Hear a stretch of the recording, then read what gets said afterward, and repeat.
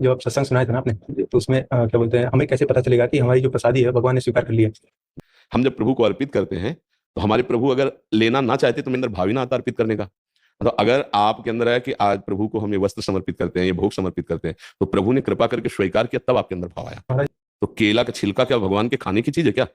मनुष्य ने खाता, भगवान कैसे खा लिए? और विदुरानी जी क्या पवा रहे? केले के छिलके। अब उसमें क्या बच्चा पवित्रता और स्वाद है, और बखान के पा रहे हैं क्या?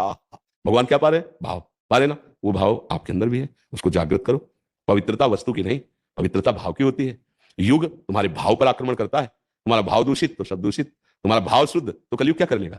जब नाम जप कर रहे हो, अच्छे आचरण कर रहे हो, तो कलयुग कलयुग उन्हीं का बुरा करता है जिनका भाव भगवान से बिलग है। जैसे कलयुग के स्थान है ऑफिसे हैं, शराब पीना, व्यभिचार, पराई माताओं बहनों से चोरी करना, हिंसा करना, द्वीत कीड़ा, गंदे गंदे आचरण करना, तो कलयुग अपना प्रभाव दिखाएगा। अब उनके अंदर भाव आएगा, यार क्या है मूर्ति, कहाँ भगवान पाते हैं? क्योंकि उसका उसकी दुर्गति करवानी है ना।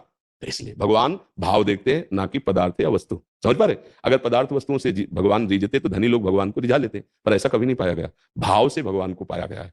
बाजरे की रोटी में कौन सा स्वाद और कौन सा? धन्ना जाट की बाजरे की रोटी भगवान, सुदामा जी के तंदुल भगवान पाए। और आज भी भक्तों के भगवान जो भाव से अर्पित करते हैं, भगवान स्वीकार करते हैं। उसको मानना चाहिए कि भगवान ने पाया है। भगवान क्या पाए उसमें? भाव आपका पाया। जैसे आपने रोटी दाल सब बना के रखी, पर्दा किया, और जब देखा तो एक चम्मच दाल कम नहीं थी ना एक रोटी कम थी, तो पाया क्या भगवान ने?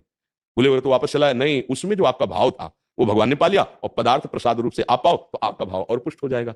हमारी भावना ही भगवान स्वीकार। हमारी भावना है कि ये नया वस्त्र है, पहले हम प्रभु को अर्पित करते हैं, अब वो अर्पित हो गया, अब उसमें हम धारण किए, वो प्रसादी हो गया भगवान का। भाव का ही तो सारा खेल है ना। भाव नहीं तो फिर कुछ भी करो, फिर बात नहीं। और ये भाव तर्क से नहीं आता, श्रद्धा और विश्वास से आता है।